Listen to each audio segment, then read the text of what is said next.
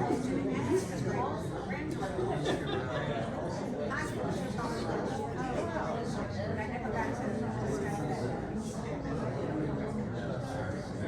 have a son, don't you? In 2 minutes.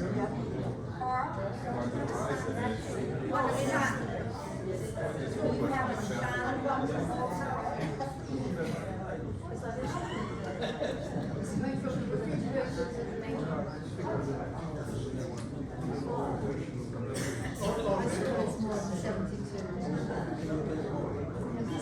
The moment is you know that.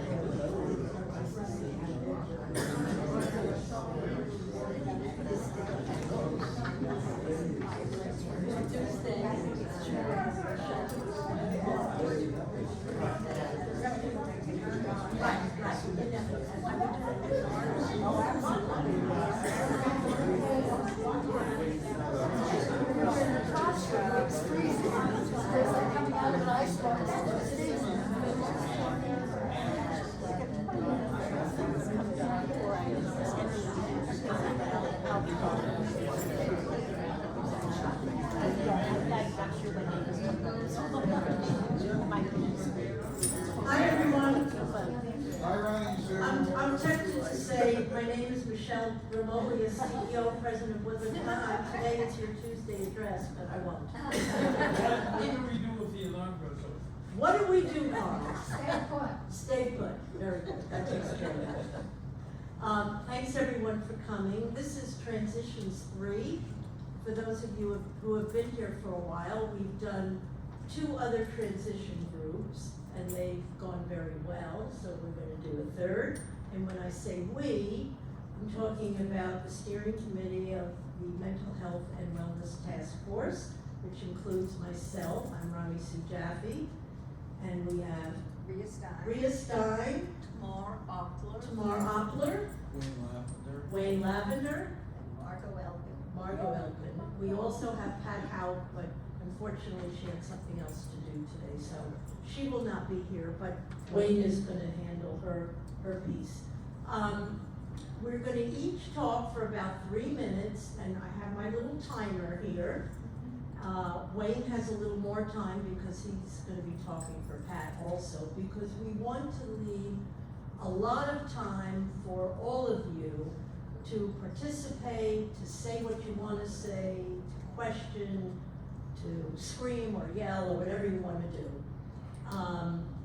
What we're going to be talking about today is we're going to review very quickly what we covered in transitions 1 and 2, and then move on to a new topic. The first topic will be, which I will discuss, will be transitions moving to Woodland Pond. For those of you who are new, we're going to talk about what it was like to move here, including downsizing. Then Wayne is going to talk about caregiving issues, which Pat was going to talk about. He'll talk about that. And also transitions from here to the health center. Then we're going to talk about a new topic, making friends and forming relationships in Woodland Pond. And Rhea will talk about that, and tomorrow we'll talk about meaningful connections through purposeful activities. And then at the end, Margot will talk about facing death of friends and of oneself, which is the last transition. Then we'll have open discussion. So the first one will be myself. And for those of you who have heard me here before, I have to write everything out because I'm no longer good at talking extemporaneously. I forget like crazy, so I have to write everything out. Okay, so we talked about moving to Woodland Pond from our previous slide. Oh wait, I have to start the timer. Excuse me? No, that's okay. We talked about moving to Woodland Pond from our previous lives and what all that means. It's a big change, moving from an apartment in the city or from a house where we lived for many years raising our families there, giving up friends who live nearby.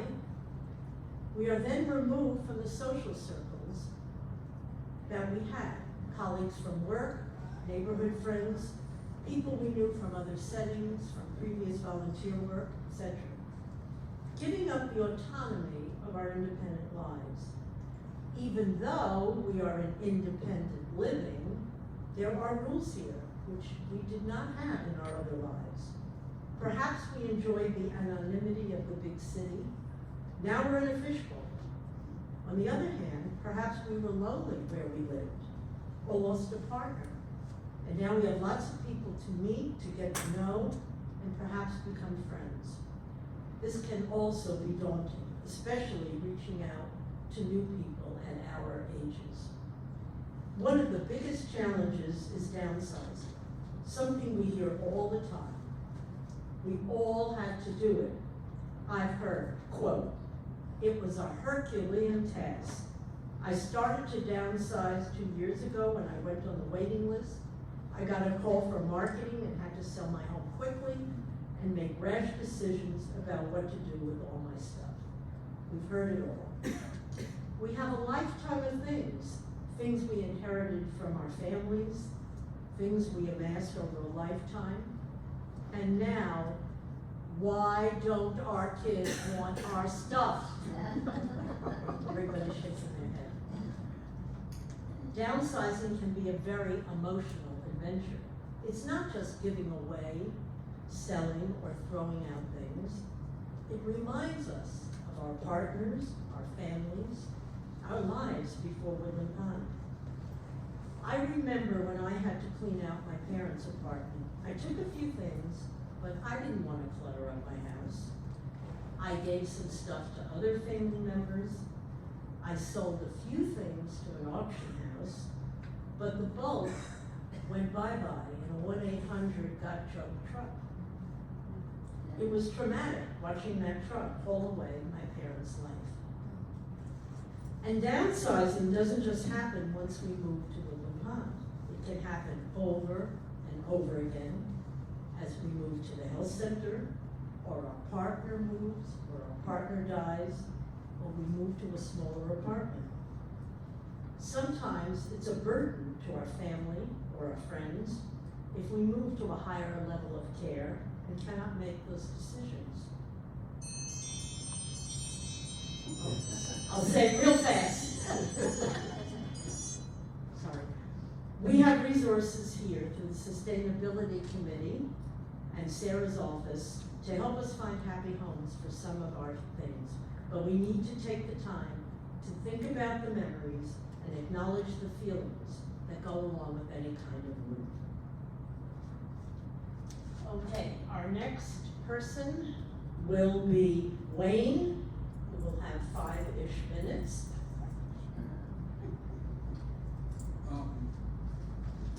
First, I want to talk about transitions while in independent living.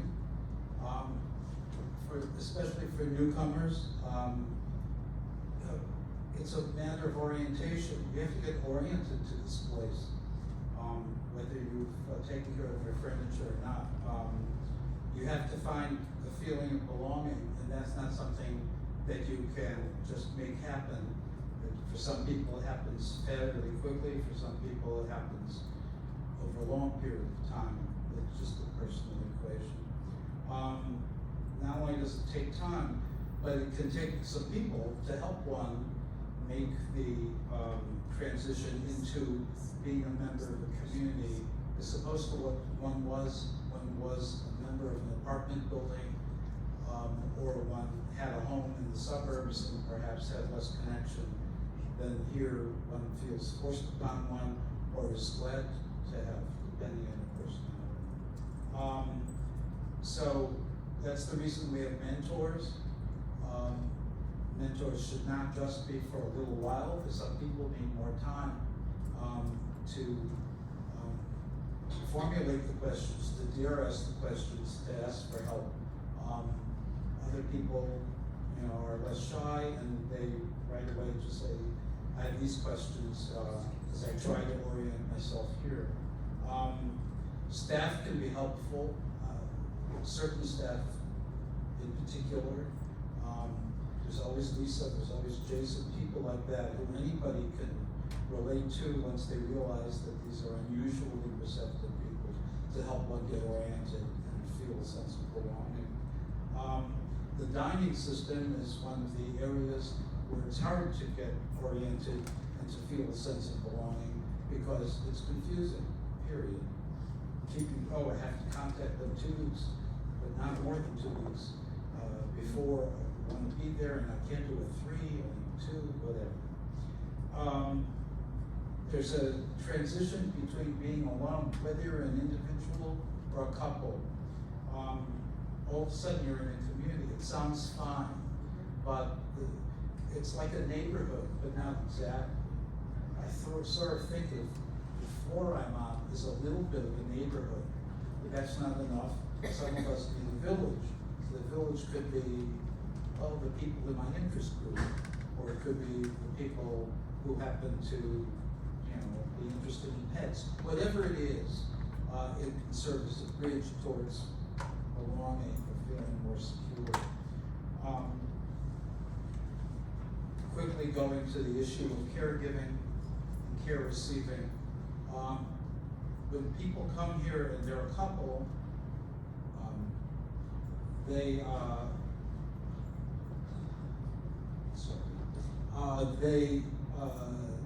usually are at a level with each other. They're a dyad. They sort of are used to whatever equilibrium they have in the give and take, their strengths and weaknesses, compensate for each other, and all the rest that happens. And then there's single people, which is a different challenge. The New York Times has an article called "When the Spouse Goes to a Nursing Home," has some overlap with us. I made enough copies for everybody here, which I'll give you right after this. Pat Houck, who isn't here today, and Sarah Leonard are both people that one could contact if one feels that in one's relationship with one's partner, one has become the caretaker and the other more the care receiver rather than equals.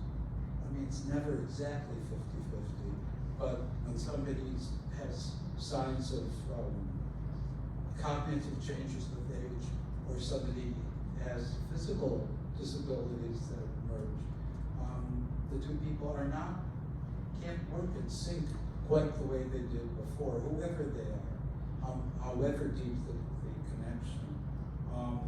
So there's a group that Pat Houck is the peer leader of, a caregiver's peer support group that meets monthly. It's confidential. I don't know who attends that. That's the only person from our group who knows who attends that group. It's anonymous, and it's only once a month. Some of us aim for more frequency, but for anybody who wants to make the leap to being in a group with other people who are taking care of their partners, whether their partners are living in the same apartment or perhaps in the health center. Just 1 minute about the health center. It's 3 separate worlds. It's daunting. People have all kinds of bad associations to hospitals and to nursing homes. And here what we have is 3 things. We have skilled nursing, which is like a nursing home, but it's also a rehab place, and it could be for something minor, like you have a fall, you need a little time for rehab, and then come back to your apartment. For some people, it's a permanent move, but it's got the worries of medical care and medical dependency. Then there's the memory care unit, which is very small, maybe 15 people at a time, and that's a world unto its own, and we all have fears or worries or associations with that. Finally, there's assisted living. That's 40 people with apartments of their own with a little assistance, and it's a lot like independent living. But you have to check it out for yourself, because nobody ever believes that it's so similar to what we have until they're there. Visit.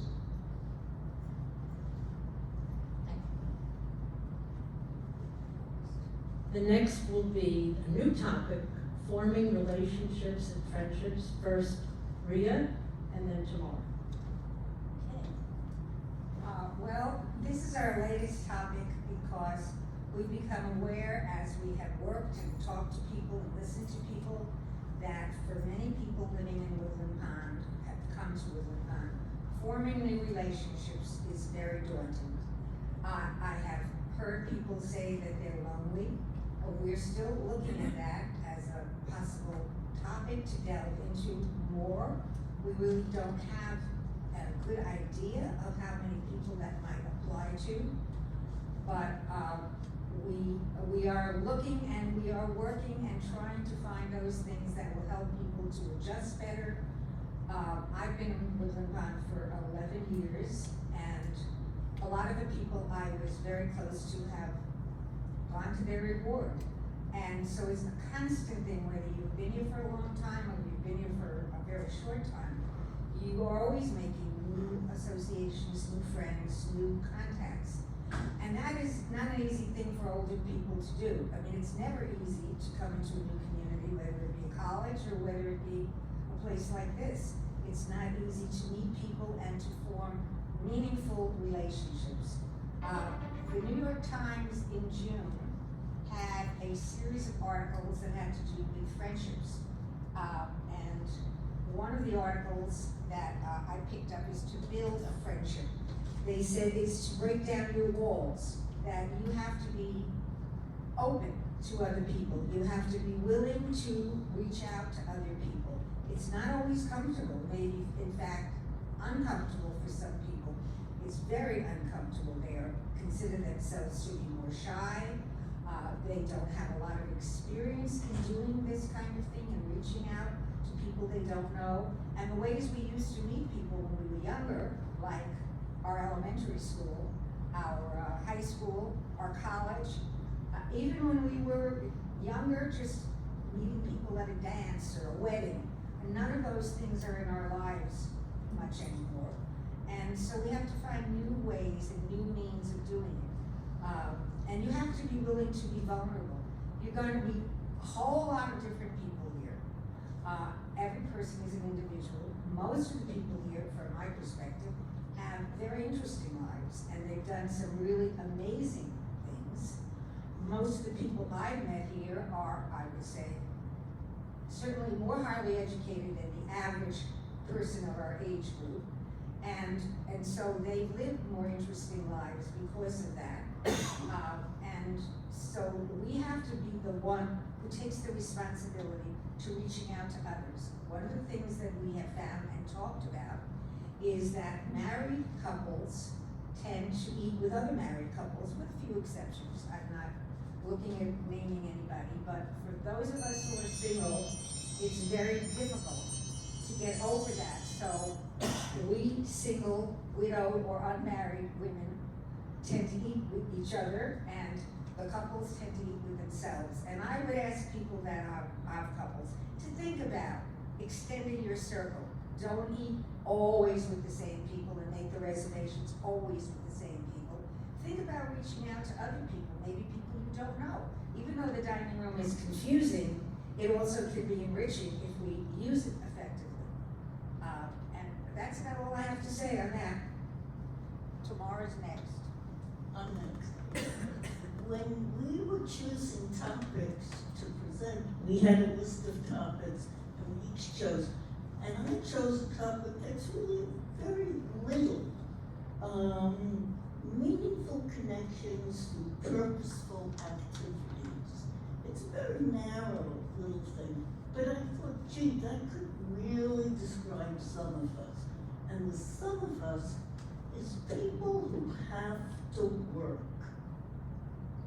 People who grew up working, who always felt they had to do something purposeful, significant, something that mattered, and you come here and you can play all day.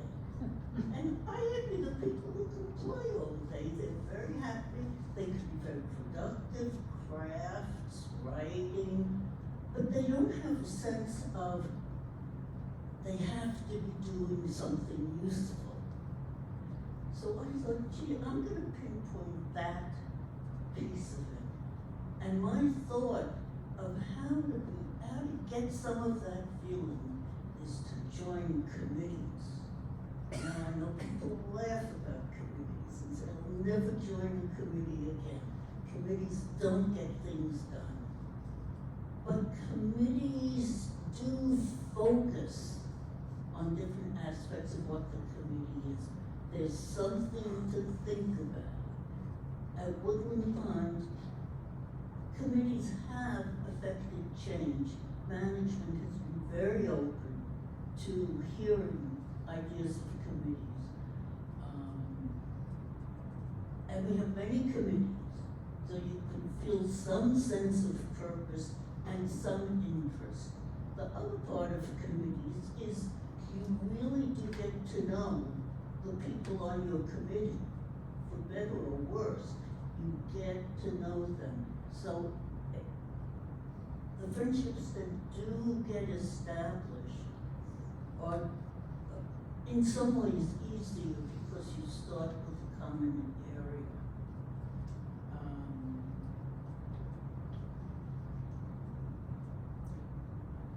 What else do I want to say? Meaningful connections. That's a tough one. We all get to know a lot of people. Meaningful is harder. Close is harder yet. But to start with something meaningful, something in common, I think gives people a sort of step ahead. So I would urge people to really consider joining committees for all of these different reasons, especially if you feel you want to work at something. And I just, Next a second. It just dawned on me, just one other thing.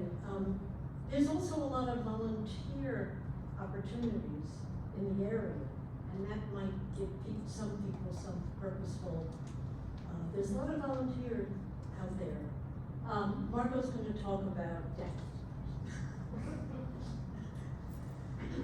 Well, one of the more difficult and inevitable transitions that we're all confronted with at our age is illness and death. Most likely, we have gone through the end of life with our parents. We had to deal with losing loved ones, spouses, partners, close family, and close friends. And we've had experiences facing their end of life issues, and now we have to deal with our own. I made the decision to come to Woodland Pond after dealing with my husband's physical and cognitive decline and death 25 years ago, and then my mother's aging and eventual death, and my very elderly sister-in-laws, and then a dear friend died early in the COVID pandemic. I wanted my family to have as easy a time as possible as I approached the end of my 80s plus, just in case. Updating a will, having proper legal papers, hopefully to avoid probate, financial records, funeral ideas, just have papers in order, and my wishes to be or not to be resuscitated. Woodland Pond has been helpful in addressing this transition period in our lives. First of all, you certainly don't feel alone as you confront this next stage of life. The good friends or interesting acquaintances keep us alert and thinking. Activities and presentations help keep us knowledgeable. Addressing end-of-life issues has been a focus that this committee has promoted. There have been presentations by elder care lawyers or elder estate lawyers, whatever it's called, psychologists, physician-assisted death, a funeral director, and our transition series. There have been 2 presentations about dealing with the end-of-life issues by the Alzheimer's Association. Perhaps you've heard of death cafes, a nationally known movement. I brought it up at a meeting last year, It's an opportunity to share the joys and challenges at the end of life and to listen to and discuss personal issues in a more intimate and supportive setting. We don't really think that Death Cafe is an appealing title, so we are calling it End of Life Conversations, unless you have a better suggestion. We will be having our own version next month, July 29th, and we're calling it now, End of Life Conversation.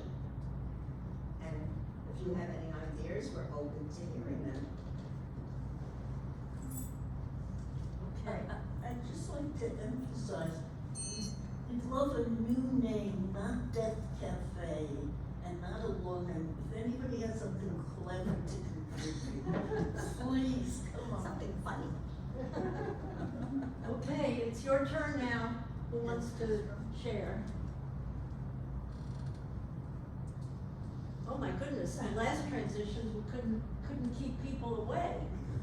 Jenny? Well, I have two concerns about transitions. One started when I went over to skilled nursing.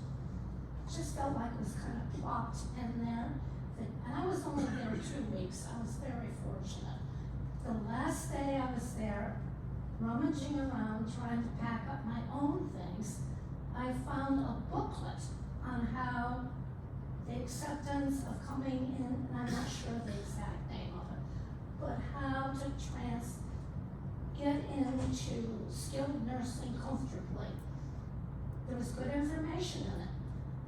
I got it the last day I was there. Well, I had struggled through many of the things that I would have learned if I had been presented with that booklet the day I went into skilled. There's, my health is not great now. I'm hoping to stay in independent living as long as I can, but I know on the horizon I am going to have to go over to assisted living. It's one reason I moved here. Is there such a booklet available for us that are going into assisted living to help us make that transition? Actually, I would like to look at it right now as I'm thinking about my future. Maybe you could write it. I have too many things I'm working on, and I think it should be, I don't know anything about transporting myself over to To the assisted. other side. That I know is the other side.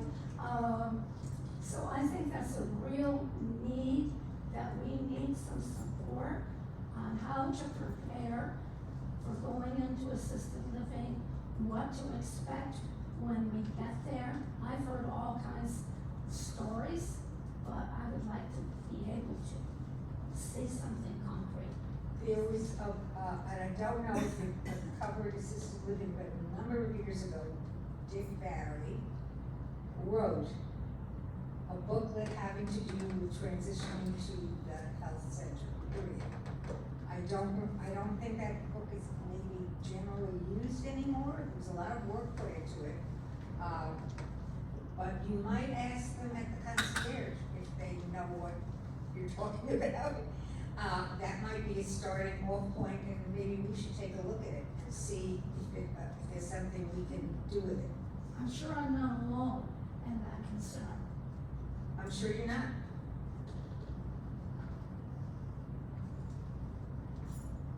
Hi, everyone.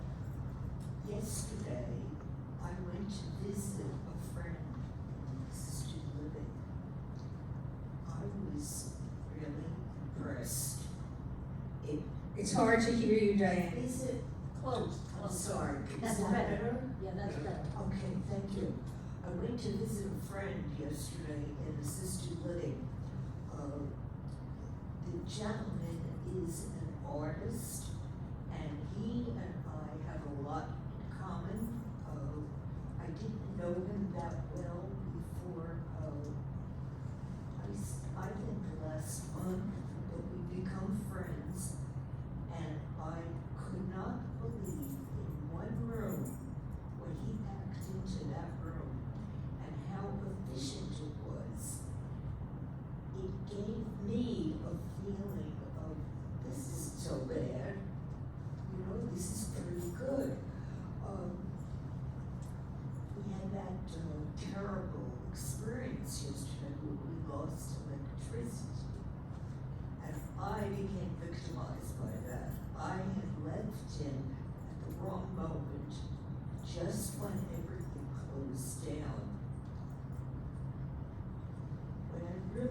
want to say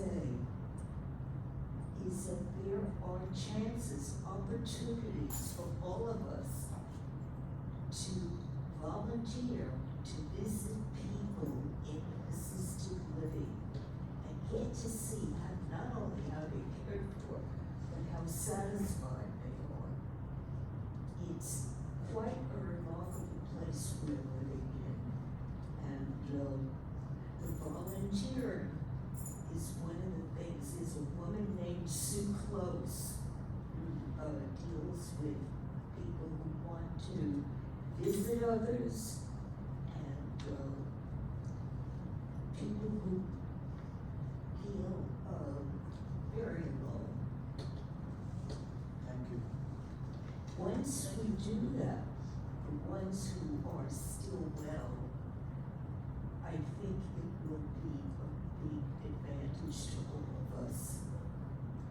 And I think that this place is remarkable. I resisted it. I can't imagine every time something happened here, I had one foot out the door. But I don't feel that way anymore. I feel very secure here. I feel loved. There is one more thing I have to say about this. Finding friends here and losing them is a very difficult thing.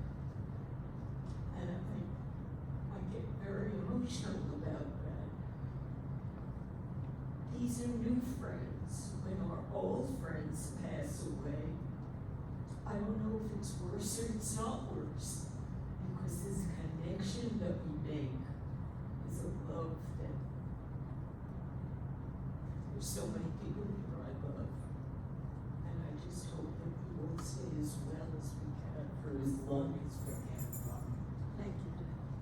Jacob and then Martin. It's on.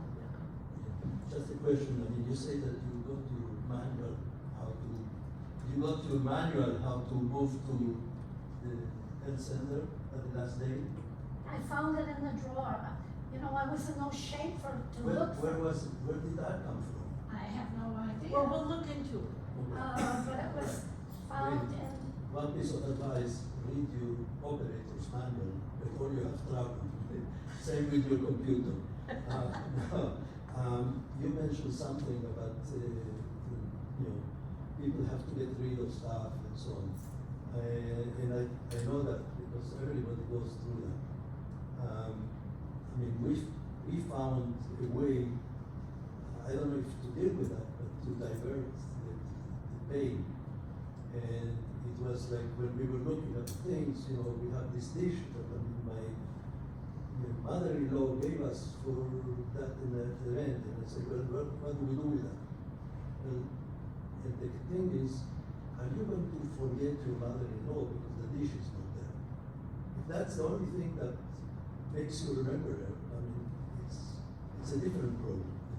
Mm-hmm. So, Good point.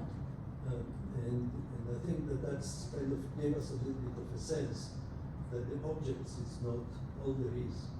There are memories, there are other things. And the same thing happens when people pass friends. We lose friends all the time. And I think the importance, at least from the things that we learn from Native Americans, is that you don't look at it going to the other world is the end of it. It's part of the process, and you celebrate their lives. So that's a different perspective of things. Martin. I think you could put the sound up on the No, panel on the wall. Put the sound up. Since we're into euphemisms. Can you do that yet? Excuse me. Put the little arrow. Jacob, can you put the sound up on the? Yeah. Sure, I can help. Thank you. Mark. Sorry, Mark, go ahead.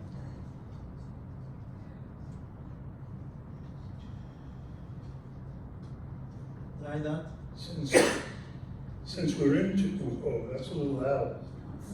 Well, that's okay. Since we're into euphemisms, Lorraine, your idea of the other side cafe might work. What I wanted to say was Margot, you talked about the Death Cafe, or whatever we're gonna call it, being on the 29th of July.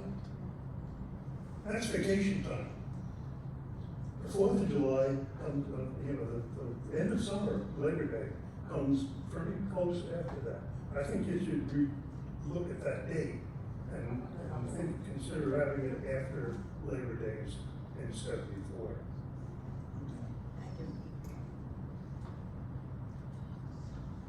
Anyone else? Well, I just wanna add one thing.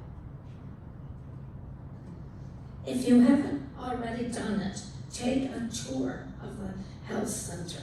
When I took the tour, I was very impressed with the size of the room that I might be going to someday. If you haven't taken that tour, do it. Good. Carl?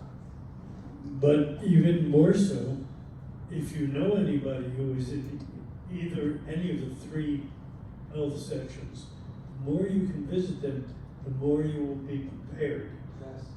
Good point. It makes you feel so much better to have been there, not as a person in need, but a person who's giving. Then when you get there, you'll know it much better. Yes, thank you. I also wanted to mention that we have a committee called the Neighbor Corps.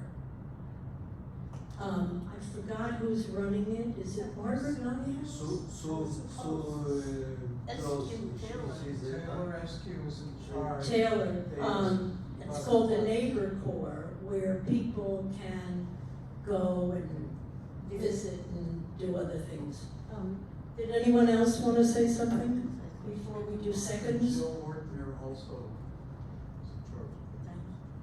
I'm curious about something that I discovered again yesterday. The rooms are of different sizes. No. How does that actually work? Do people pay additional No, they're not to different get sizes. into a bigger apartment They there? are not different sizes. I can't. They are not different sizes. Some of them are for 2 people, there are a few that are built for 2 people, but all of the alcove type rooms are all one size, and everybody gets the same size. There's no paying for more space. Okay, yesterday, again, I went to visit one friend. There's a studio, the Alcove Studio, as you're mentioning. As I was leaving and everything got dark, an actual friend of mine who lives there opened her door. She was ready to eat dinner. She didn't realize that it was dark. Okay. I went in to visit with her. She has a bigger apartment. So I don't know exactly, because it's not an Has a lot to do apartment. with the furniture arrangement. But also And the she's not a size, couple, by the way. the size of the apartments are different in assisted than they are in skilled nursings and so on. But by and large, they try to have pretty much the same size. If you saw an exceptional one, maybe that's one of those set aside for a couple. There are 2 like that on the whole 2nd floor in assisted. I want to make a point about neighbor corps. It's not simply just visiting someone in the health center, but there are people who are very capable of participating in activities in our section, independent living, if they have someone to bring them and take them back. And if you're a volunteer who provides that service, the people can come to movies, they can come to music, they can come to anything, as long as there's someone to get them to and fro. So I think that's a big service that we get. And the other thing is, what Ginny said about, she found the brochure the last day. If you move into either assisted or skilled nursing, you're a mess in the beginning. if you're given the brochure, let's say you had it the first day, can you really make sense of it? That people who don't have family here really have a responsibility to themselves to gather information, to pick apart the things you read. Because when you go in and there's no one there to explain to you, it's pretty hard in the beginning. Also, there's mail delivery service that 4 of us do. Neighbor Corps involves delivering mail to the people, and that's a concrete service, and you get steps out of that, if you keep track of your steps. I'm not quite sure that I understood what you said, Tamara. Is there a group of volunteers that will bring people over from the health center to engage in activities here, whether it be film or a class or a program? I don't know that that exists. If it does exist, it should have more publicity. I know at one point there was a question about, do you have to be trained to take someone out? I think maybe that has fizzled by now. And I don't know how organized the program is. It's pretty new. Oh, it's at least a year old. Is that?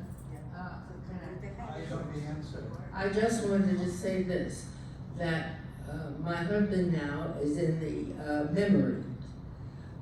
I have to call when I want to have him brought over.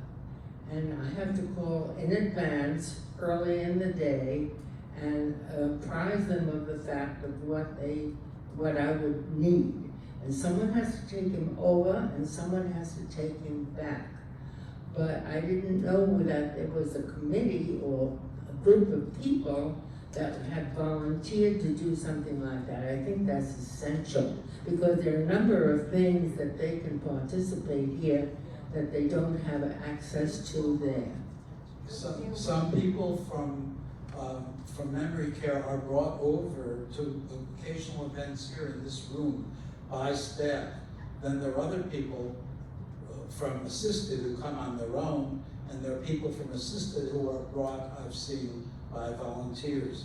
How that's coordinated, I suppose under Sue Close, who's the head of activities there. I think that the neighbor corps ran into problems. I think it was their idea, or that was their goal, was to serve in that kind of way, but they ran into problems of training, as Tamara pointed out, insurance, because if you're not an employee of Woodland Pond and you have you're taking somebody over and something happens, I mean, let's say the person fell out of their wheelchair, just as an extreme case, and they got injured, and there are all kinds of liability issues if and the volunteer, if anything happens to them. Is it liability in terms of Woodland Pond? Are they responsible? We really have to find out what happened to the neighbor corps and if they are actually working and what they're doing. Anyone else? The neighbor corps is active. I know Leah has volunteered to do that. There is a great deal of training, and it's been done. In addition, I mean, there are people that are in the dependent living, in the assisted living, that come to different activities all the time, both the dining to committee meetings, to interest groups and so on. So I don't think that the difficulty is so much as people just offering to volunteer and doing things. I mean, if there is a will, there is a way. Okay. Now, there was one other thing that I wanted to mention about the transition. I mean, the people, when the families need to empty apartments because somebody passing away or the family is helping somebody moving a smaller apartment and so on, they get this 9-page directions, what to do, where to do. Only about 4 months ago, 3-4 months ago, after we insisted in the sustainability committee, we have a task group of reuse, and we help the families going through that transition before they even empty the apartment, because the default situation, when particularly when relatives or people are telling they are not local, they have to come here for a day or two at a time, the default solution to get rid of things, throw it in the trash. And we are, from the conservation point of view, are involved in helping them find out what to do with things, and particularly how to do something useful to direct them to either their donation or to give to people in need. So that is already, and people have this in that brochure, 9-page thing with our phone number to call us, and people have started doing this. And I imagine, Yaakov, that would also apply to people moving here from the outside, who, when they unpack the van, they can't get everything into their apartment. They could call and get help. They can call us anytime. The only thing is, I don't know if that information is given to them up front. Anybody else want to share words of wisdom or? One word of wisdom that I just found out about. The ultimate, the problem of books. Nobody wants books. The Elton Library, every September or October, has a big book sale. Every year it's a very big thing. As of now, they are accepting any books except textbooks and no journals. No encyclopedias. They're not taking it. But they, basically, if you want a place to bring books, they're accepting certain hours of the week, you can call them, but they are taking books. Thank you. Anybody else? Ginny? I need to Ginny? piggyback on that book thing. Hopefully you all know that our own library here is totally stopped from donations from you people. There is a procedure. We're run by volunteers. That library would not exist as well as it does if it was not for all the wonderful volunteers I have on my committee. We do have a policy for taking books, and often that policy is not followed. We will go down and discover there's a huge pile of books in the donation box. Our policy is, if you have books you want to donate, please contact me, I'm chair of the committee, or any one of our volunteers. If you want to know who our volunteers are, there is a listing on the window, on the sign-out table of shelving days. Those are some of our volunteers. We will come to your apartment and look through your books, because we know what books we want, what books we need, what books we just can't take. It's not fair to our volunteers to have this pile, musty, old, unreadable books. And just contact any one of us. You can always ask at concierge who the chair is. It's me, Virginia Cannon, and I will make arrangements for somebody from our committee to come to your apartment, to look at those books, decide which ones we can take and be happy to take. But please, remember us and don't dump on us.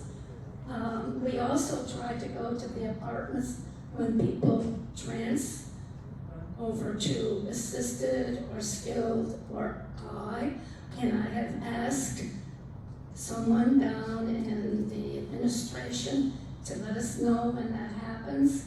I have to keep reminding her because it doesn't often happen. So remember us when it comes to books. And we'll take a lunch to helping ourselves. Jacob wants to say something again. Anyone else besides Jacob? No? Okay, Jacob. Besides the Elting Library, we have been donating books to different media,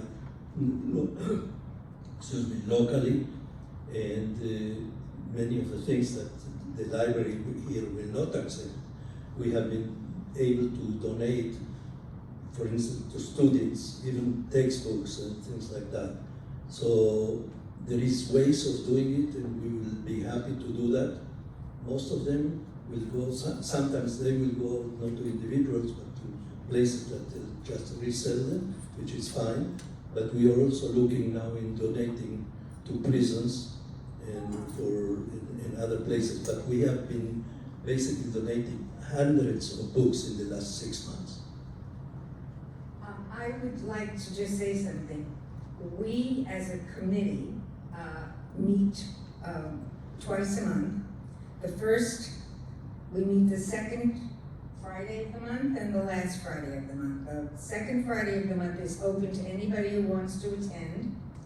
And the second Friday of the month is the executive committee, which are those of us. No, the second Friday of the month is for anyone. It's for anyone. The fourth Friday of the month is just the executive committee. And we are looking for ideas. This is your home, and you run into issues that we want to deal with, or at least make an attempt to deal with. So we very much need your input, and we need your ideas, your thinking, the things that you see around that maybe we could develop a program or bring somebody in to talk about. So please put your thinking caps on, and you can notify any one of us if you have an issue that you think should be brought to somebody's attention. Please let us know. We need your participation, or this won't work very well. On that note, if there's nothing else, we will say thank you. Oh, sorry, Mark, one last. I was just going to say, if you have any thoughts, and if you'd like to hear speakers that we've had before, that's a possibility. Are there any topics that occur to you that are, quote, end of life sort of things that you want to discuss with anyone? I think we can consider it and make arrangements, and please let us know. Okay, thanks everybody.